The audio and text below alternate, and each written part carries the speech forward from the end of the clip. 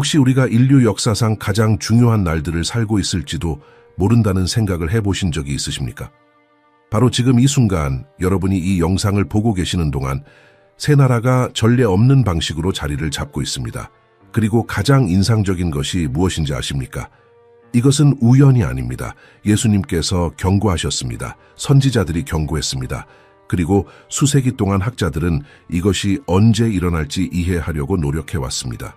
지금 일어나고 있습니다. 우리 눈앞에서 정렬이 형성되고 있습니다. 그리고 이 새 나라가 어느 나라이며 성경이 그들에 대해 무엇을 말하고 있는지 발견하게 되면 왜 이것이 예언적 시계가 카운트다운에 들어갔다는 가장 명확한 신호일 수 있는지 이해하게 될 것입니다. 매혹적인 것이 무엇인지 아십니까? 하나님은 결코 당신의 백성을 어둠 속에 내버려 두지 않으십니다. 그분은 항상 경고하십니다. 항상 준비시키십니다. 그리고 마지막 때에 관해서라면 성경은 모호하거나 혼란스럽지 않습니다. 그것들은 놀라울 정도로 구체적입니다. 구약에서 신약까지 성경 전체를 관통하는 예언적 패턴이 존재하며 이 패턴은 역사의 특정한 순간을 가리킵니다. 나라들이 이스라엘을 대적하여 일어날 때 이것이 우리가 최종 단계에 진입했다는 명백한 신호입니다. 2600년 전 바빌론에 살고 있다고 상상해 보십시오. 이스라엘은 유배되고 흩어지고 땅도 없고 성전도 없고 눈에 보이는 희망도 없습니다. 그런데 하나님께서 선지자 에스겔에게 말씀하시고 놀라운 것을 계시하십니다. 이스라엘이 그들의 땅으로 돌아올 것이라는 것뿐만 아니라 마지막 날에 이 귀환 후에 특정 나라들이 선택받은 백성을 멸망시키기 위해 연합을 형성할 것이라는 것입니다. 우리는 에스겔서 38장과 39장에 대해 이야기하고 있습니다. 거기에서 인상적인 세부 사항으로 하나님은 마지막 때에 일어날 침략을 묘사하십니다. 에스겔은 하나님께서 말씀하시는 것을 듣습니다. 인자야, 너는 마곡 땅의 곡, 곧 메섹과 두발의 왕에게로 얼굴을 향하고 그를 쳐서 예언하라. 그리고 문맥을 이해할 때 여러분의 심장을 뛰게 만드는 부분이 옵니다. 여러 날 후 곧 말년에 네가 명령을 받을 것이라. 네가 전쟁에서 회복된 땅, 그 백성이 많은 나라에서 모여진 땅을 침략할 것이다. 정확성을 알아차리셨습니까? 이스라엘은 먼저 그들의 땅으로 돌아가야 하고 전쟁에서 회복되어야 하며 많은 나라로부터 모여져야 합니다. 그리고 나서야 말년에 이 침략이 일어날 것입니다. 그러나 여기서 끝나지 않습니다. 선지자 스가랴는 수세기 후에 보완적인 환상을 받습니다. 14장에서 그는 모든 나라가 예루살렘과 싸우기 위해 모이는 것을 봅니다. 그리고 여기 결정적인 세부 사항이 있습니다. 스가랴는 성이 포위될 순간을 묘사합니다. 모든 것이 잃어버린 것처럼 보일 때 그때 주님께서 초자연적인 방식으로 개입하실 것입니다. 그는 주님의 발이 감람산을 밟으실 것이며 그것이 중간으로 갈라질 것이라고 말합니다. 이것은 문자적입니다. 구체적입니다. 정해진 때를 위한 것입니다. 이제 생각해 보십시오. 왜 하나님께서는 지리, 나라들, 역사적 순간에 대해 그토록 구체적이셨을까요? 왜냐하면 그분은 우리가 표징들을 인식하기를 원하시기 때문입니다. 그분은 우리가 불시에 당하기를 원하지 않으십니다. 그리고 예수님께서 제자들과 함께 감람산에 계셨을 때 스가랴가 갈라질 것이라고 예언한 바로 그 산에서 제자들이 물었습니다. 주의 임하심과 세상 끝에는 무슨 징조가 있사오리이까? 그리고 예수님은 대답을 피하지 않으셨습니다. 그분은 모든 것을 확인하셨습니다. 마태복음 24장에서 예수님은 포괄적인 예언적 그림을 그리십니다. 그분은 전쟁, 전쟁의 소문, 민족이 민족을 대적하여 일어나는 것에 대해 말씀하십니다. 그러나 여기 사람들이 거의 주목하지 않는 것이 있습니다. 예수님께서 민족이 민족을 대적하여 라고 말씀하실 때 원래 헬라어 단어는 에트노스인데 이는 민족들, 종족들, 특정 집단들을 의미합니다. 이것은 무작위적인 전쟁이 아닙니다. 이것은 이스라엘을 중심으로 결정된 나라들을 포함하는 결정된 순간들의 특정한 갈등 패턴입니다. 그리고 훨씬 더 깊은 연결이 있습니다. 예수님께서 말씀하셨습니다. 너희가 예루살렘이 군대들에게 애워싸인 것을 보거든 그 멸망이 가까운 줄을 알라. 포위됨, 군대들, 예루살렘, 에스겔의 동일한 말씀들, 스가랴의 동일한 이미지들, 600년 이상의 성경적 계시를 관통하는 동일한 예언적 패턴, 이것은 우연이 아닙니다. 이것은 신성한 설계입니다. 이 모든 것을 훨씬 더 인상적으로 만드는 것은 수세기 동안 이 예언들이 불가능해 보였다는 것입니다. 이스라엘이 국가로 존재하지도 않았는데 어떻게 포위될 수 있었겠습니까? 유대인들이 전 세계에 흩어져 있었는데 나라들이 어떻게 예루살렘을 대적할 수 있었겠습니까? 거의 2000년 동안 회의론자들은 이 예언들을 조롱했습니다. 1948년까지. 불가능한 일이 일어날 때까지 이스라엘이 다시 태어났습니다. 무화과 나무가 싹을 틔웠습니다. 예수님께서 예언하신 그대로입니다. 그리고 지금 역사상 처음으로 모든 예언적 요소들이 정렬되어 있습니다. 이스라엘이 그들의 땅으로 돌아왔습니다. 예루살렘이 유대인의 통제 아래 있습니다. 그리고 나라들은요? 글쎄요, 여기서 이야기가 정말로 흥미로워집니다. 왜냐하면 성경은 나라들이 이스라엘을 대적할 것이라고만 말하지 않기 때문입니다. 성경은 어느 나라들인지 말합니다. 이름을 줍니다. 예언적 지도를 그립니다. 그리고 여러분이 그것을 현재 지정학적 지도에 겹쳐 놓을 때 일치는 숨이 멎을 정도입니다. 그러나 이 정체성들을 드러내기 전에 여러분은 한 가지를 이해해야 합니다.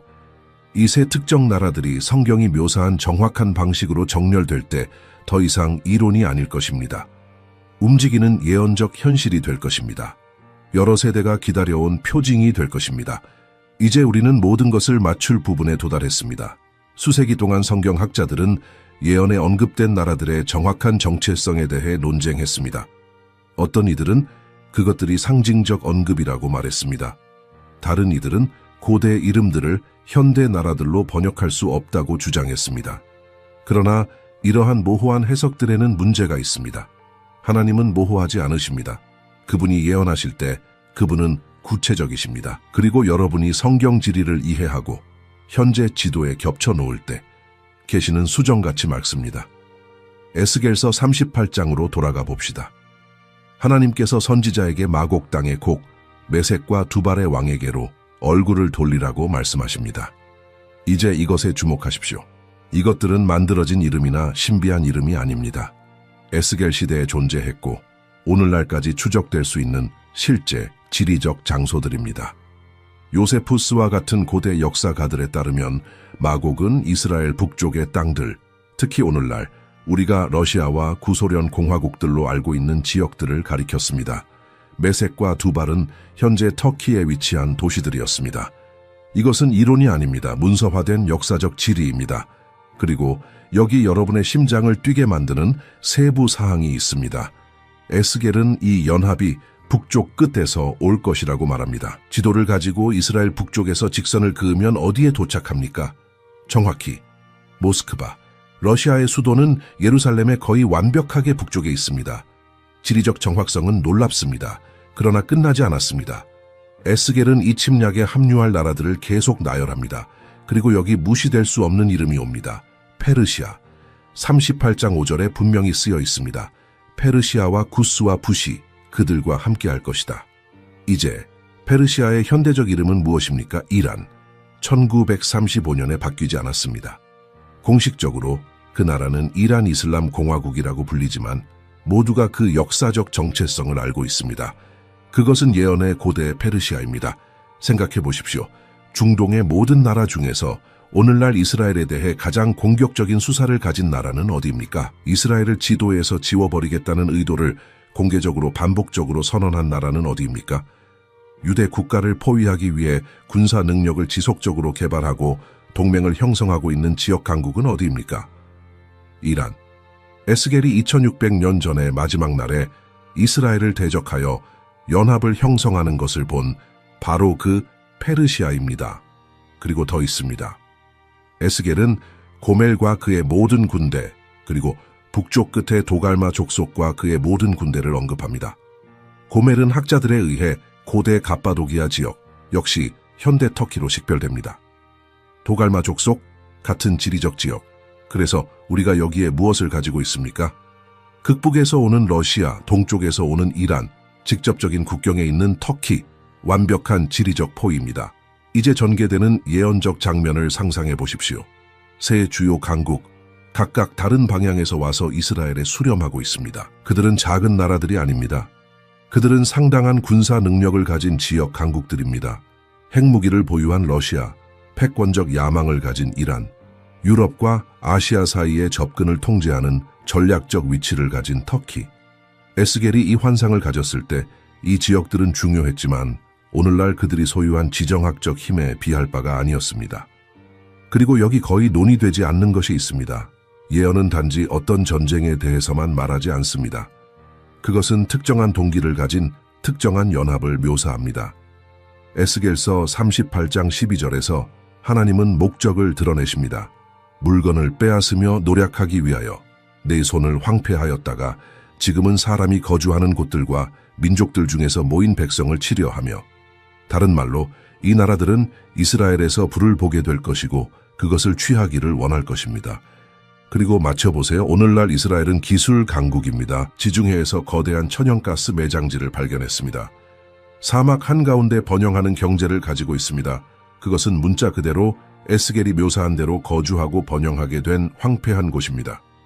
선지자가 본 경제적 동기들은 역사상 그 어느 때보다 오늘날 더욱 관련이 있습니다. 그러나 아마도 가장 인상적인 세부 사항은 이것입니다.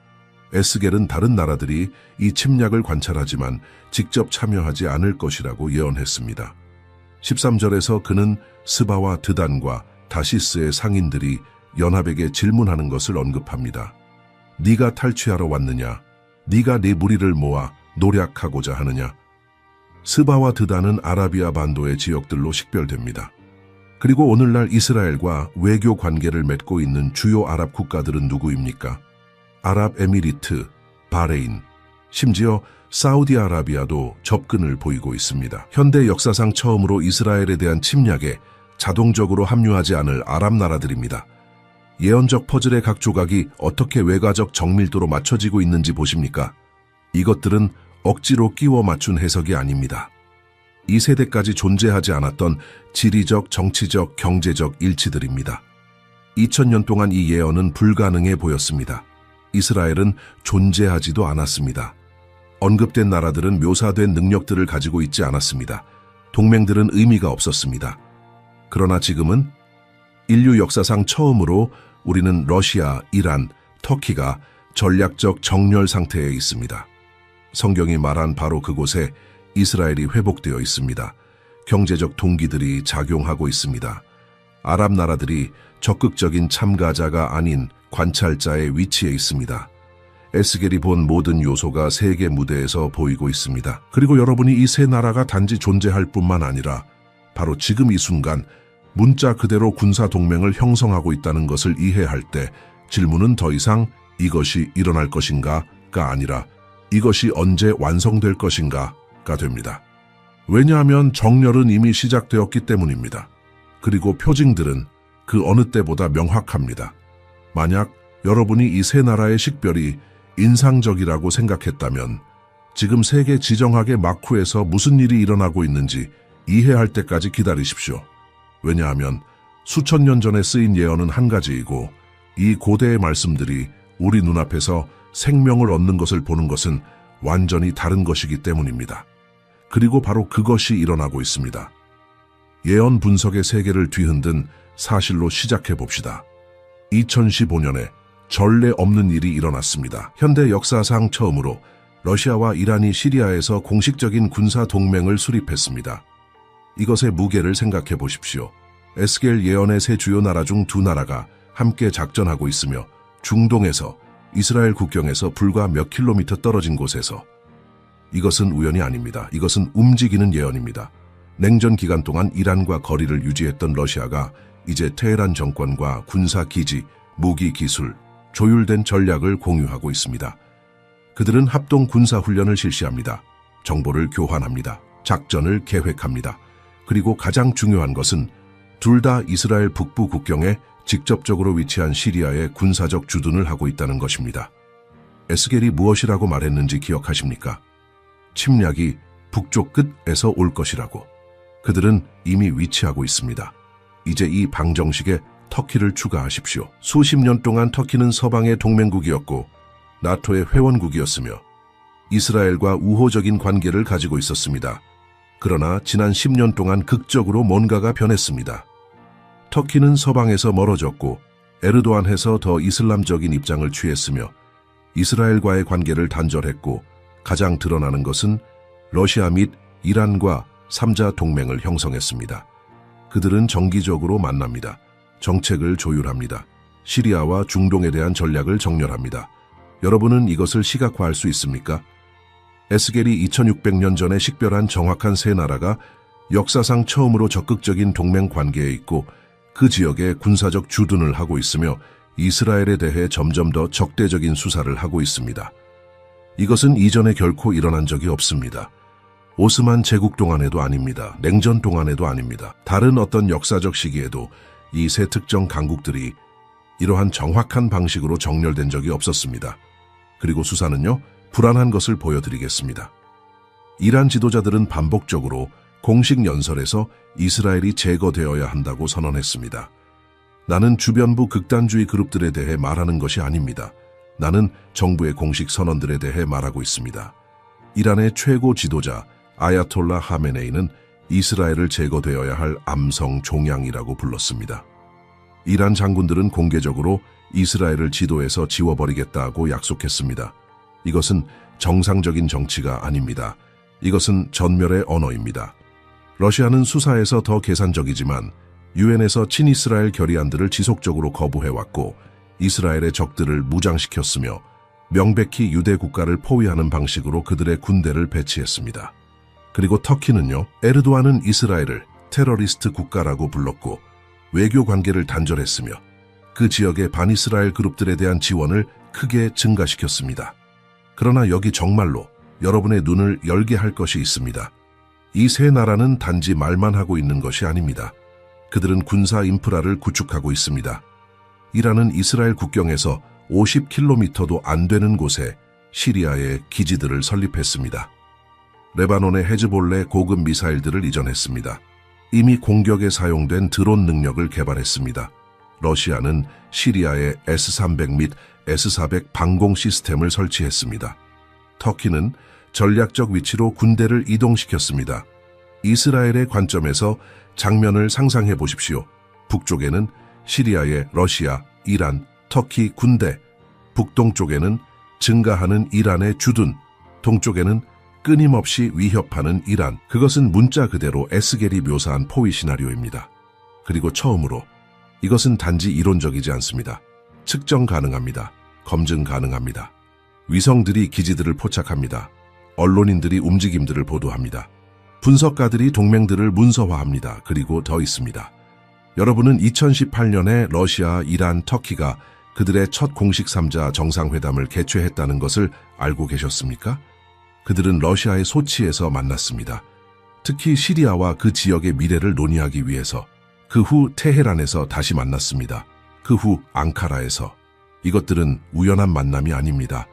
지역 전략들이 조율되는 고위급 대통령 정상회담들입니다. 이 모든 것의 타이밍을 생각해 보십시오. 이스라엘은 1948년에 국가로 회복되었습니다. 예루살렘은 1967년에 이스라엘 통제해 돌아왔습니다. 그리고 지금, 지난 20년 동안 우리는 세 주요 나라의 예언적 정렬이 형성되는 것을 봅니다. 이것은 가속화입니다. 이것은 수렴입니다. 마치 예언적 일정표가 가속된 속도로 진행되고 있는 것 같습니다. 그리고 여기 거의 언급되지 않는 것이 있습니다. 에스겔은 하나님께서 곡의 턱에 갈고리를 걸어 그를 이스라엘을 대적하여 내려오게 하실 것이라고 말합니다. 다른 말로 그것은 신성한 강제, 이 나라들을 행동하도록 강요할 상황들이 될 것입니다. 그리고 무슨 일이 일어나고 있는지 보십시오. 러시아는 제재로 경제적으로 압박받고 있으며 자원이 풍부한 중동에서 영향력을 추구하고 있습니다. 이란은 국제적 압력을 받고 있으며 내부주의를 돌릴 필요가 있고 지역 패권을 추구합니다. 터키는 경제 위기에 직면해 있으며 동맹국들이 필요하고 역사적 오스만 영향력을 회복하기를 원합니다. 이것들이 갈고리입니다. 이것들이 이 나라들을 필연적으로 이스라엘 쪽으로 밀어낼 압력들입니다. 우연이 아닙니다. 단순한 정치적 선택이 아닙니다. 그러나 예언과 완벽하게 정렬되는 경제적, 군사적, 전략적 요인들의 조합입니다. 그리고 아마도 가장 명확한 표징, 세계가 지켜보고 있습니다. 뉴스 기관들이 이 동맹들을 보도합니다. 싱크탱크들이 함의를 분석합니다. 중동 전문가들이 이 강국들의 수렴에 대한 우려를 표명합니다. 그들은 정치적 표징들을 봅니다. 그러나 얼마나 많은 이들이 예언적 표징들을 볼까요? 얼마나 많은 이들이 우리가 단지 지정학적 변화를 목격하는 것이 아니라 수천 년 된 성경의 문자적 성취를 목격하고 있다는 것을 인식할까요? 여러분은 선지자들이 환상으로 본 것을 보는 세대에 살고 있습니다. 이것은 더 이상 먼 미래가 아닙니다. 이것은 관찰 가능한 현재입니다. 그리고 여러분이 각각의 뉴스, 각각의 동맹, 각각의 군사적 움직임을 에스겔의 말씀들과 연결할 때 결론은 불가피합니다. 정렬은 더 이상 이론이 아닙니다. 사진으로 찍을 수 있는 현실입니다. 측정 가능합니다. 부인할 수 없습니다. 그리고 이것은 우리를 훨씬 더 긴급한 질문으로 이끕니다. 이 정렬이 완전히 완성될 때 무슨 일이 일어날까요? 이제 예언의 핵심으로 들어가 봅시다. 왜냐하면 나라들을 식별하는 것은 한 가지이기 때문입니다. 정렬이 일어나는 것을 보는 것은 또 다른 것입니다. 그러나 그 다음에 무엇이 오는지 이해하는 것은요? 그것은 모든 것을 바꿉니다. 왜냐하면 성경은 누가 이스라엘을 대적하여 올 것인지만 식별하지 않기 때문입니다. 성경은 이 나라들이 마침내 공격할 때 무슨 일이 일어날지 인상적인 세부 사항으로 묘사합니다. 그리고 이러한 사건들의 전개는 숨막히게 합니다. 에스겔서 38장 18절에서 23절까지는 역사에 비할 데 없는 순서를 묘사합니다. 곡이 이스라엘 땅을 대적하여 올 때 하나님께서는 당신의 분노가 올라갈 것이라고 말씀하십니다. 그리고 나서 우리가 재래식 전쟁에 대해 말하고 있지 않다는 것을 이해하게 만드는 부분이 옵니다. 하나님께서는 이스라엘 땅에 큰 지진이 있을 것이라고 선언하십니다. 너무나 강력해서 바다의 물고기, 하늘의 새, 들의 짐승, 모든 기는 것들, 그리고 땅 위에 있는 모든 사람들이 그분의 임재 앞에서 떨 것입니다. 장면을 상상해 보십시오. 막대한 군대가 이스라엘에 수렴하고 있습니다. 탱크, 미사일, 군대, 포위가 닫히고 있습니다. 그리고 모든 것이 잃어버린 것처럼 보일 때, 전멸이 불가피해 보일 때 땅 자체가 흔들리기 시작합니다. 이것은 평범한 지진이 아닙니다. 이것은 신성한 개입입니다. 이것은 홍해에서 당신의 백성을 방어하신 것과 같은 방식으로, 여리고 성벽을 무너뜨리신 것과 같은 방식으로 하나님께서 당신의 백성을 방어하시는 것입니다. 그러나 지진에서 끝나지 않습니다. 에스겔은 계속합니다. 내가 내 모든 산 위에서 그를 치는 칼을 부를 것이라. 다른 말로 침략자들 사이에 완전한 혼란입니다. 그들은 서로 싸우기 시작할 것입니다. 이스라엘을 대적하여 연합하여 온 연합군이 자기 자신을 향할 것입니다. 혼란을 상상해 보십시오. 러시아 군인들이 이란 군인들을 향해 쏘고 있습니다. 터키 군대가 동맹국들과 충돌하고 있습니다. 이것은 하나님께서 기드온과 함께 사용하신 것과 같은 패턴으로 미디안 사람들이 서로를 죽이게 하셨습니다. 그리고 더 있습니다. 22절은 하나님께서 전염병과 피로, 범람하는 비, 큰 우박돌, 불과 유황으로 심판에 들어가실 것이라고 말합니다. 이것은 시적인 언어가 아닙니다. 이것은 문자적 심판의 묘사입니다. 하늘에서 오는 불, 파괴하는 우박, 갑작스런 전염병, 마치 창조의 모든 요소들이 침략자들을 향하는 것 같습니다. 이제 결과를 생각해 보십시오. 에스겔서 39장 2절에서 4절까지는 하나님께서 이 침략 연합군의 6분의 5를 멸하실 것이라고 계시합니다. 6명의 군인 중 5명이 제거될 것입니다. 그들의 무기는 이스라엘을 위한 연료로 7년 동안 남을 것입니다. 시체가 너무 많아서 그들을 묻는 데 7개월이 걸릴 것입니다. 이것은 인간의 군사적 승리가 아닙니다. 이것은 종말론적 규모의 신성한 전멸입니다. 그리고 여기 원을 완성하는 예언적 연결이 있습니다. 이 특정한 사건, 이 초자연적인 신성한 개입은 훨씬 더 큰 사건들을 위한 촉매제 역할을 할 것입니다. 왜냐하면 세계가 하나님께서 이러한 부인할 수 없는 방식으로 이스라엘을 방어하시는 것을 목격할 때, 현대 군대들이 천상의 개입으로 전멸되는 것을 볼 때, 세계적 영적 및 정치적 시나리오에서 무언가가 변할 것이기 때문입니다. 그 후에 무슨 일이 일어나는지 보십시오. 전 세계가 하나님께서 행동하셨다는 것을 알게 될 것입니다. 에스겔서 38장 23절. 이와 같이 내가 스스로 크게 하며 스스로 거룩하게 하여 많은 나라의 눈에 알려지게 하리니 그들이 나를 여호와인 줄 알리라. 이 사건은 세계적 반응을 강요할 것입니다. 나라들은 이스라엘을 방어하시는 하나님이 존재하신다는 것을 인정해야 할 것입니다. 그리고 여기서 예언적 연대기가 강화됩니다. 왜냐하면 하나님의 능력에 대한 이 세계적 인식이 적그리스도의 등장을 위한 완벽한 환경을 만들 것이기 때문입니다. 대중의 심리를 생각해 보십시오. 세계는 막 종말론적 파괴를 목격했습니다. 두려움, 혼란, 불확실성이 지배합니다. 그리고 나서 평화, 안전, 해답을 제공하는 카리스마적인 지도자가 나타납니다. 다른 누구도 이루지 못한 이스라엘과의 평화 조약을 협상할 수 있는 사람입니다. 다니엘서 9장 27절은 이 지도자에 대해 예언합니다. 그가 한 이래 동안 많은 사람들과 언약을 견고하게 맺을 것이며 이 예언적 이래에는 7년을 나타냅니다. 그리고 이 기간 동안 대환난이 일어날 것입니다. 적그리스도는 이스라엘에 대한 실패한 침략의 혼란 후에 평화를 만드는 자로 나타날 것입니다. 그는 협정을 중재할 것입니다. 성전 재건을 허용할 것입니다. 답인 것처럼 보일 것입니다. 그러나 이 예언적 이래의 중간에 3년 반 후에 그는 그의 진정한 본성을 드러낼 것입니다. 데살로니가후서 2장 4절은 묘사합니다. 그는 대적하는 자라 신이라고 불리는 모든 것과 예배받는 것에 대항하여 그 위에 자기를 높이고 하나님의 성전에 앉아 자기를 하나님이라고 내세우느니라. 예수님께서 마태복음 24장 15절에서 언급하신 멸망에 가증한 것입니다. 모든 것이 어떻게 연결되는지 보십니까? 세 나라의 침략은 고립된 사건이 아닙니다. 그것은 적그리스도의 계시, 대환난, 그리고 마침내 그리스도의 재림으로 이어지는 예언적 순서의 첫 번째 도미노입니다. 그래서 우리가 지금 보고 있는 이 정렬이 그토록 중요한 것입니다. 이것은 단지 지정학에 관한 것이 아닙니다. 이것은 최종 사건들을 향해 전진하는 예언적 시계에 관한 것입니다. 그리고 여기 여러분으로 하여금 모든 것을 제고하게 만들 것이 있습니다. 예수님께서 마태복음 24장 6절에서 8절까지 말씀하셨습니다.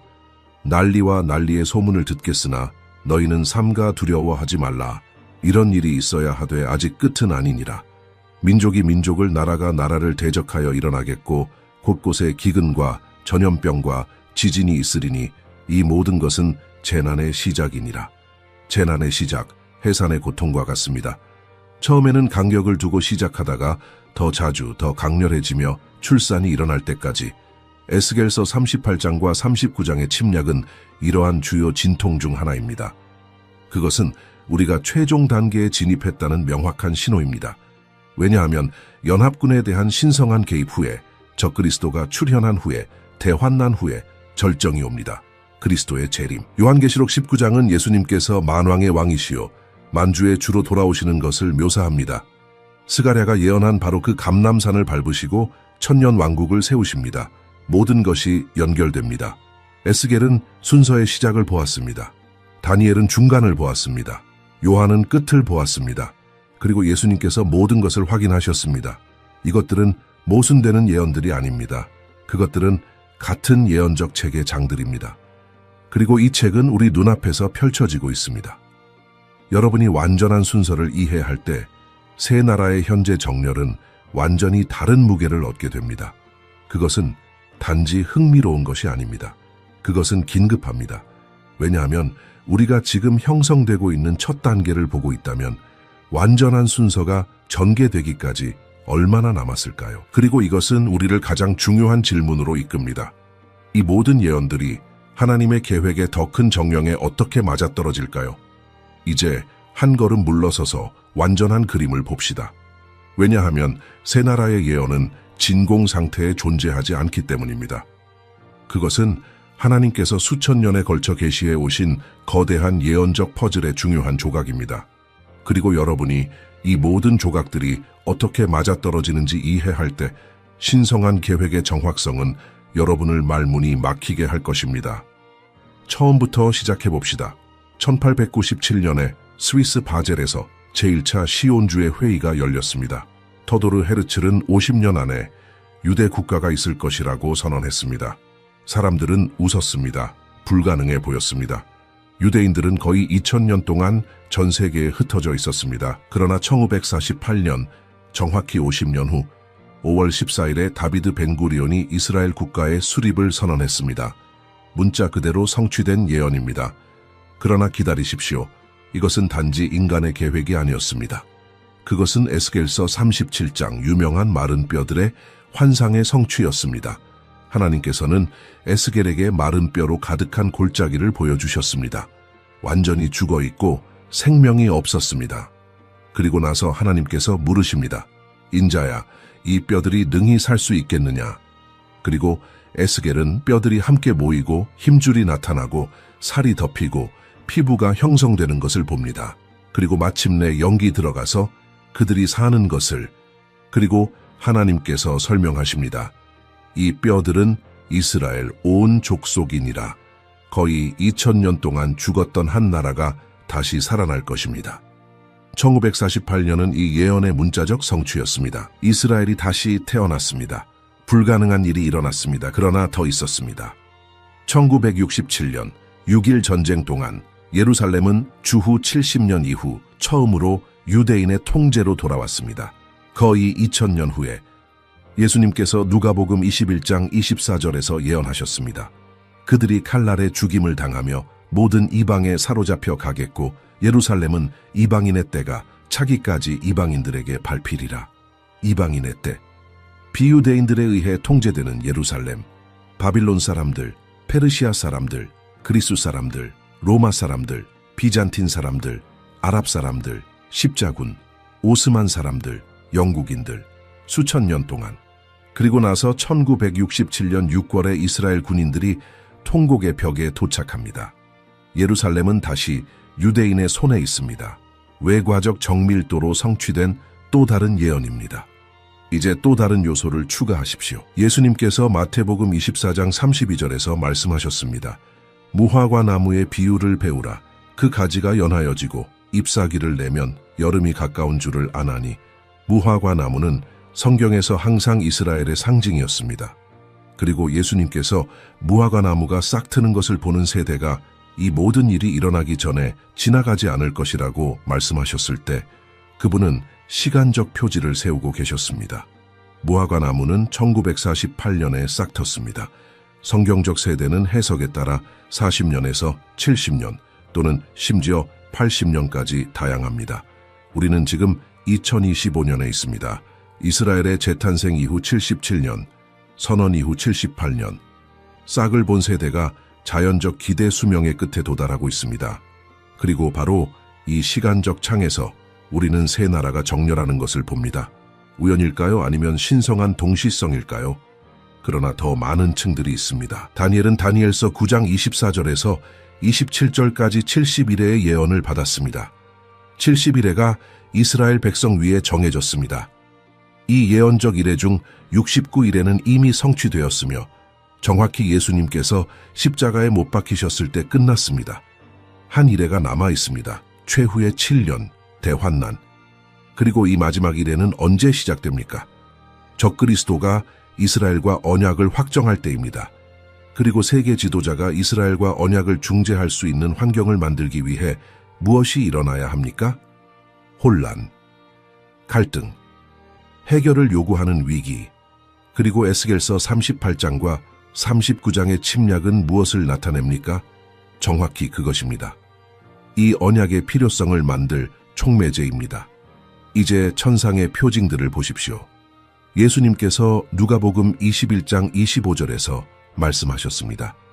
해와 달과 별들의 징조가 있겠고, 그리고 최근 몇 년 동안 우리는 정확히 유대 절기에 떨어지는 피의 달들의 사중주를 목격했습니다. 2014년과 2015년에 4번의 피의 달을 보았으며 모두 6월절과 초막절과 정렬되었습니다. 이것은 드뭅니다. 500년 동안 단지 몇 번만 일어났습니다. 그리고 항상 유대 역사에서 중요한 사건들을 표시했습니다. 이제 이 모든 실들을 연결하십시오. 회복된 이스라엘, 회복된 예루살렘, 노화하는 무화과 나무 세대, 정렬하는 새 나라, 나타나는 천상의 표징들, 악화되는 사회적 조건들, 세계적 통제 시스템을 가능하게 하는 기술 짐승의 표, 기하급수적으로 증가하는 지식, 다니엘서 12장 4절, 증가하는 빈도의 지진들, 세계적 전염병들, 우리는 코로나19로 보았습니다. 각각의 예언, 각각의 표징, 각각의 요소가 동시에 수렴하고 있습니다. 이것은 역사상 이전에 결코 일어난 적이 없습니다. 이전 세대들은 한두 개의 표징을 보았습니다. 우리 세대는 그것들을 모두 동시에 봅니다. 그리고 이 모든 것의 중심에 예언적 과거와 종말론적 미래를 연결하는 핵심 조각으로 이스라엘이 있습니다. 적들에게 둘러싸여 있습니다. 최종 포위를 위해 준비되어 있습니다. 에스겔이 본 침략을 기다리고 있습니다. 하나님께서 약속하신 개입을 기다리고 있습니다. 메시아의 재림으로 이어질 사건들의 전개를 기다리고 있습니다. 여러분은 단지 역사를 살고 있는 것이 아닙니다. 여러분은 실시간 예언을 살고 있습니다. 각각의 뉴스, 각각의 동맹, 각각의 지정학적 긴장은 하나님께서 최종 절정을 향해 지휘하고 계신 예언적 교향곡의 음표입니다. 그래서 우리는 모든 것 중 가장 중요한 지점에 도달합니다. 왜냐하면 영적 적용이 없는 예언적 지식은 보물 지도를 가지고 있지만 결코 보물을 찾으러 나가지 않는 것과 같기 때문입니다. 여러분은 모든 예언을 이해하고 모든 표징을 식별하고 모든 정렬을 지도화할 수 있지만 그것이 여러분이 사는 방식을 변화시키지 않는다면 무슨 소용이 있습니까?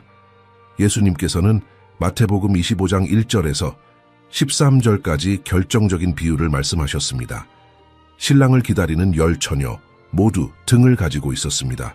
모두 그가 올 것을 알고 있었습니다.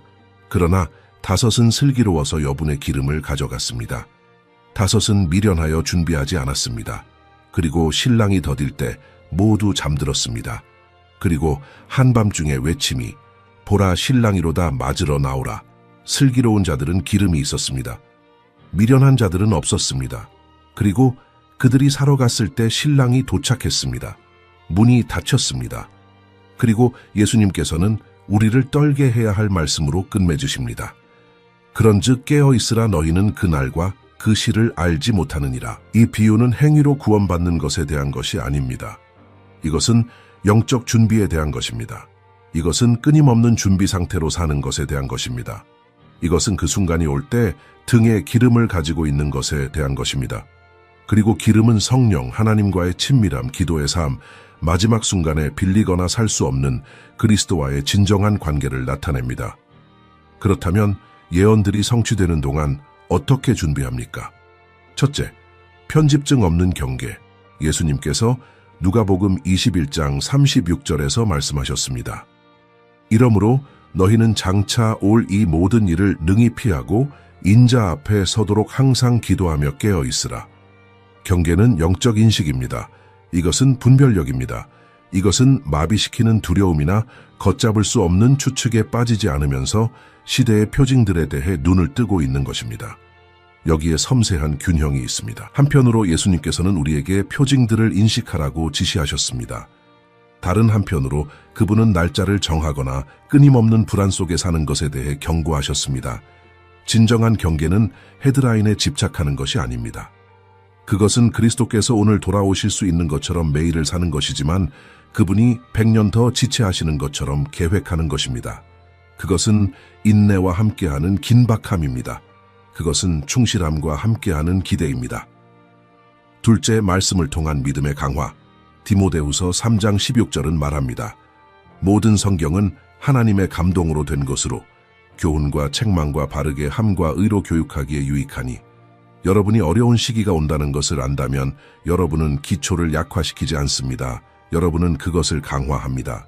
그리고 그리스도인의 기초는 하나님의 말씀입니다. 전투가 다가오고 있다는 것을 아는 군인을 상상해 보십시오. 그는 훈련을 멈추지 않습니다. 그는 강화합니다.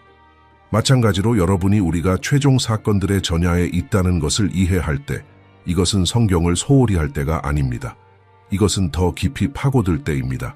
주변의 모든 것이 흔들릴 때, 여러분을 지탱할 구절들을 암기할 때입니다. 속임수가 도처에 있을 때, 여러분의 믿음을 고정시킬 교리들을 이해할 때입니다. 셋째, 일관된 기도의 삶. 데살로니가전서 5장 17절은 직접적입니다.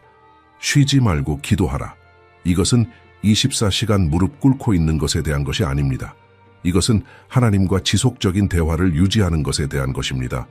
이것은 성령에 대한 민감성을 키우는 것에 대한 것입니다. 이것은 위기뿐만 아니라 매일의 결정마다 신성한 인도를 구하는 것에 대한 것입니다. 그리고 여기 강력한 진리가 있습니다. 예언들이 더 많이 성취될수록 여러분의 기도의 삶은 더욱 강화되어야 합니다. 왜냐하면 기도는 단지 요청하는 것이 아니기 때문입니다. 그것은 교제입니다. 그것은 친밀함입니다.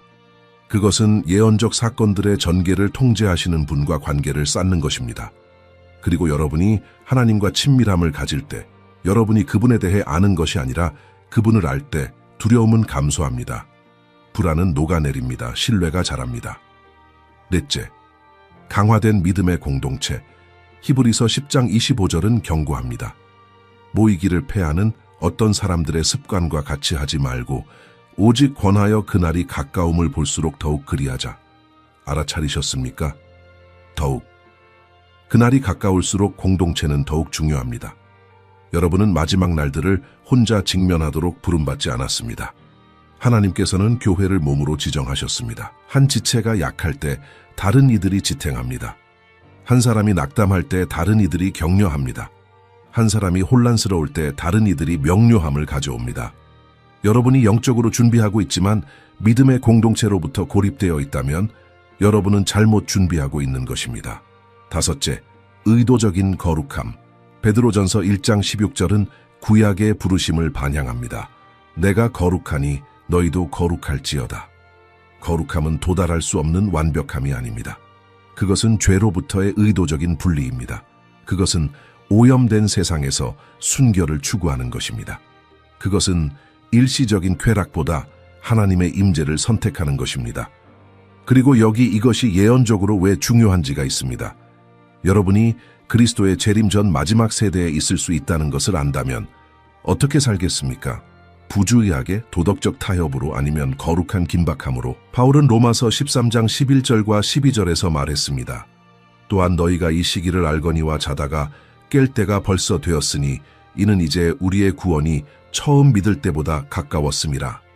밤이 깊고 낮이 가까웠으니 그러므로 우리가 어둠의 일을 벗고 빛의 갑옷을 입자. 여섯째, 담대한 증거.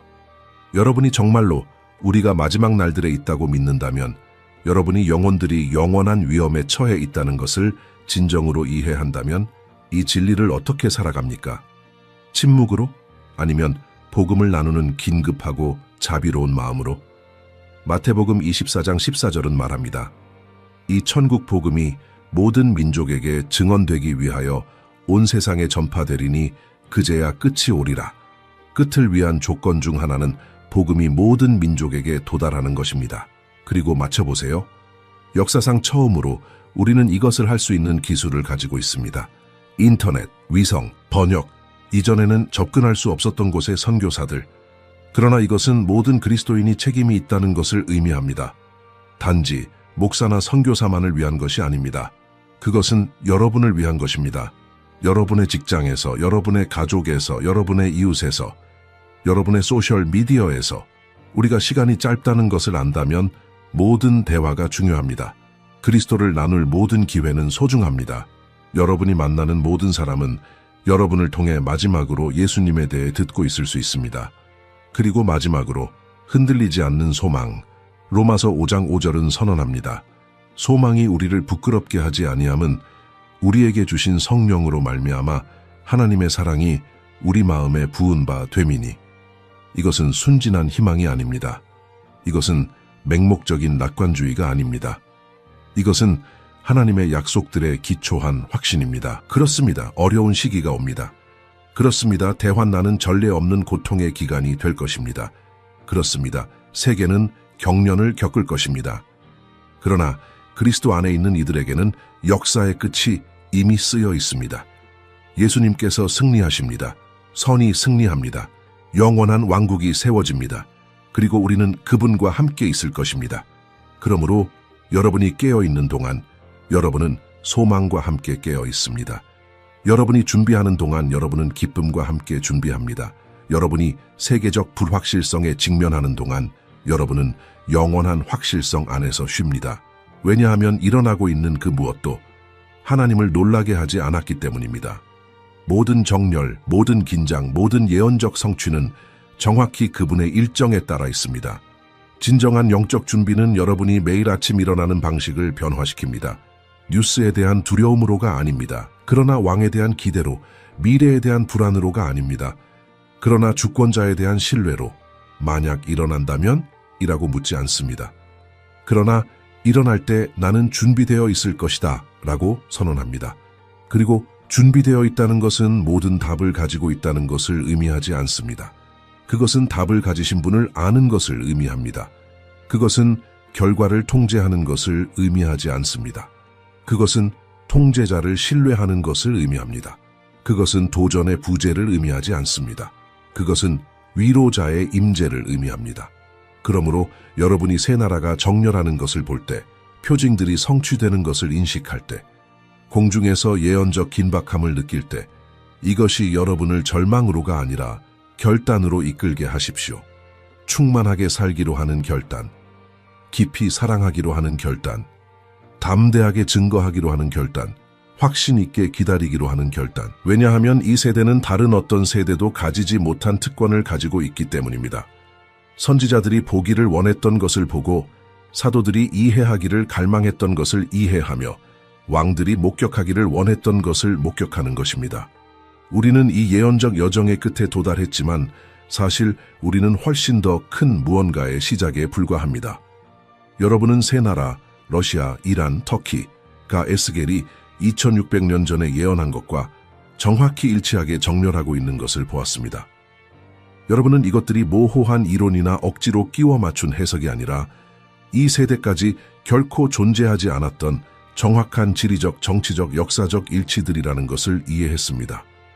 여러분은 이 정렬이 고립된 사건이 아니라 대환난으로 이어지고 마침내 그리스도의 재림으로 이어지는 예언적 순서를 촉발할 반가쇠라는 것을 발견했습니다. 그리고 이제 여러분은 이 지식을 가지고 사는 것이 두려움에 대한 것이 아니라 준비에 대한 것이라는 것을 압니다. 편집증에 대한 것이 아니라 경계에 대한 것입니다. 절망에 대한 것이 아니라 흔들리지 않는 소망에 대한 것입니다. 그러나 성찰 없는 지식은 불완전합니다. 그리고 여기서 나는 여러분을 영적 침묵의 순간으로 초대합니다. 이 진리들이 여러분의 영혼 깊숙이 침투하도록 하십시오. 성령께서 이 계시가 여러분이 아는 것뿐만 아니라 여러분이 사는 방식을 어떻게 변화시켜야 하는지 보여주시도록 허락하십시오. 왜냐하면 시대의 표징들을 이해하는 것은 행동, 거룩함, 담대한 증거로의 부르심이기 때문입니다. 그것은 여러분이 왕의 재림 전 마지막 세대의 일부일 수 있다는 의식을 가지고 매일을 사는 초대입니다. 그리고 이 의식은 모든 것을 바꿉니다. 우선순위를 바꿉니다. 가치를 바꿉니다. 여러분이 하나님을 찾고 그분의 진리를 다른 이들과 나누는 긴박함을 바꿉니다. 이 순간 여러분과 하나님 사이의 이 대화는 오늘 여러분이 가질 가장 중요한 대화가 될 수 있습니다. 만약 이 영상이 여러분이 결코 인식하지 못했던 진리들에 대해 여러분의 눈을 열었다면 이 예언들을 통한 여정이 여러분의 마음을 감동시키고 영적 긴박함을 일깨웠다면 그렇다면 이것을 여기에 두지 마십시오.